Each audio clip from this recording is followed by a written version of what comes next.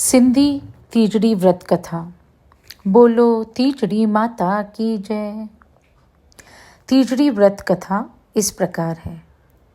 बहुत समय पहले की बात है।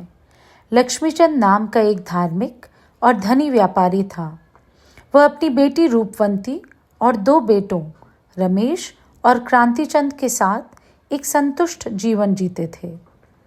जल्द ही बेटी की शादी दूर के गांव में कर दी गई।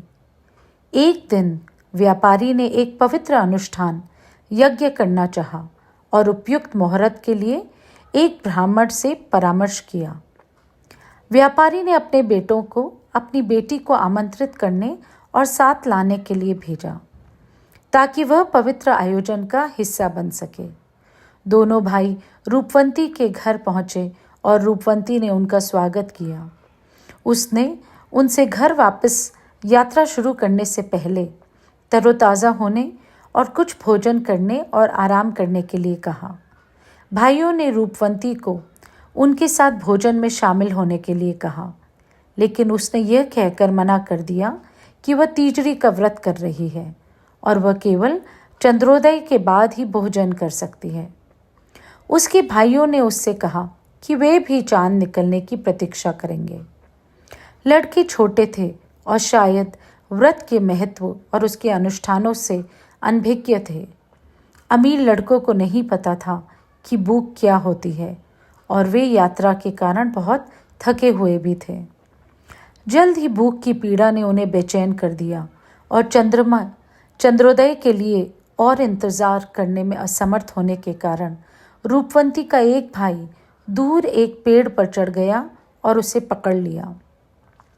एक थाली और जलता हुआ मिट्टी का दीपक इस प्रकार कि वह चंद्रमा के समान दिखाई दे।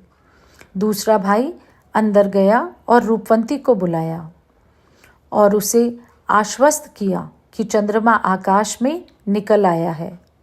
रूपवंती उनके जाल में फंस गई और चंद्रमा को अर्घ, दूध, चीनी और पके हुए चावल का मिश्रण दिया और उन सभी ने एक साथ भोजन किया।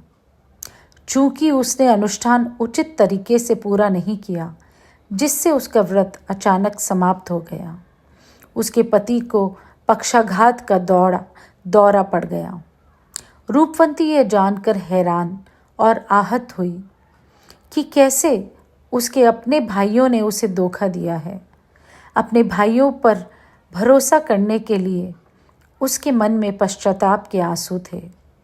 एक कर्तव्यपरायण पत्नी होने के नाते वह अपने बिस्तर पर पड़े पति की बहुत देखभाल और ईमानदारी से देखभाल करती रही। जल्द ही 1 साल बीत गया और फिर से तीजड़ी का व्रत करने का समय आ गया। इस बार रूपवंती ने पूर्ण विधि पूर्वक अनुष्ठान किया और चंद्रोदय के बाद चंद्रमा को अर्घ दिया और प्रसाद अपने बीमार पति को खिलाया। चमत्कारिक रूप से जल्द ही उसका पति फिर से स्वस्थ हो गया। बोलो तीजड़ी माता की जय।